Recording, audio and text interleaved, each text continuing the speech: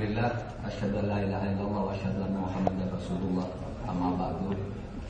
Para hadirin sekalian, para senior kami dan para kolega seperjuangan senior kami dulu, ada Pak Sayyidiman, ada Pak Harijan, Pak Lila, Pak Waluyo dan yang lain-lain. Pertama, saya mengucapkan terima kasih selaku koordinator Majelis Nasional kami. Terima kasih atas terbitnya buku ini dan terima kasih atas kehadirannya di dalam forum yang insya Allah penting ini. Saya teringat buku ini dulu digagas terbit ketika saya masih menjadi ketua RK 2 tahun yang lalu. Saya sering diajak diskusi oleh Mas Tom, oleh Pak Harun Kamil, dan ini yang ada namanya ini, ada Pak Nasution, Pak Yusuf Syakir dan sebagainya. Lalu sekali-kali datang Mas Fahri Ali gitu, di rumah saya atau di rumah Mas Harun atau di rumah Mas Fahri Majdi dan sebagainya, sehingga timbul gagasan menulis buku ini. Mumpung pelaku utamanya itu masih banyak yang ada yang bisa memberi kesaksian, maka lahirnya kemudian buku ini. Bagi saya buku ini sangat penting karena buku ini merupakan kisah tentang persambungan perubahan penerimaan terhadap dasar ideologi negara Pancasila, di mana sebelum tahun 63 itu kira-kira Pancasila itu kan masih dinilai secara antagonistis. Ada yang setuju, ada yang tidak. Ada yang ingin negara Islam, ada yang ingin negara komunis, ada yang ingin negara lain. Dan harus diakui bahwa HMI pun sebelum itu ikut dalam perjuangan yang mendirikan Indonesia ini sebagai negara Islam bersama Mas Humi dan NU dan yang lain-lain. Ditulis di buku ini, zaman perjuangan HMI di bawah pimpinan Ismail Hasan Metarium itu ada instruksi bahwa HMI mendukung partai-partai Islam yang mengusulkan dasar negara Islam.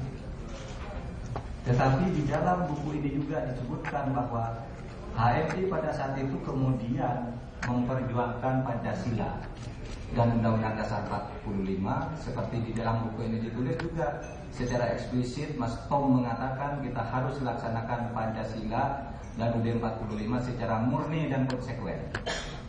Itu bahasa itu yang tadi. Itu pernyataan Mas Tom. Dan kata Pancasila dan UUD 45 secara murni dan konsekuen itu kemudian dipakai secara terus-menerus selama zaman Orde Baru. Padahal itu pertama kali kalau yang saya baca itu diucapkan oleh Mas Tom, gitu, murni dan konsekuen. Tapi mungkin pernyataan Mas Tom itu bersenyawa lah dengan perjuangan pada saat itu.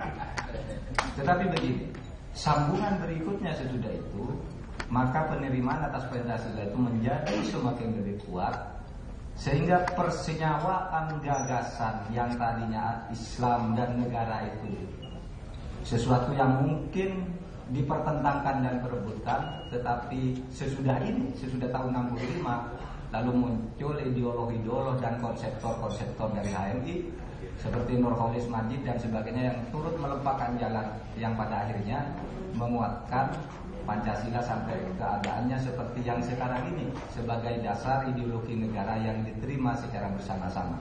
Di situ sekarang soal perdebatan sudah selesai. Dulu perdebatan itu tidak selesai karena tidak ada persenyawaan konsep. Konsepnya dulu tidak bersenyawa, tetapi HMI berhasil mensenyawakan hubungan ini dan kemudian menjadi langkah Pancasila sebagai negara dan undang-undang dasar. Nah, oleh sebab itu tantangan ke depan, karena HMI ini kalau dibaca dari buku ini adalah organisasi perjuangan yang untuk tahun 63 dan 66 ini adalah perjuangan yang penuh heroik. Nah, untuk berikutnya tidak perlu lagi heroik seperti itu. Tantangan fisik Untuk negara ini rasanya sudah tidak ada. TNI kita udah kuat, Polri kita tidak kuat. Tetapi tantangan ke depan adalah memerangi diri kita sendiri. Di dalam tubuh kita sendiri sekarang ini ketidakadilan merajalela, korupsi merajalela. Itu yang harus diperangi ke depan oleh HMI. Jangan HMI-nya malah ikut-ikutan korupsi. Kalau sudah ikut korupsi lalu dibela oleh teman-temannya sendiri, itu tidak boleh. Kalau korupsi, kalau ada orang HMI korupsi, orang kami korupsi, mari kita yang turut mengantarkannya ke penjara. Perjuangan kita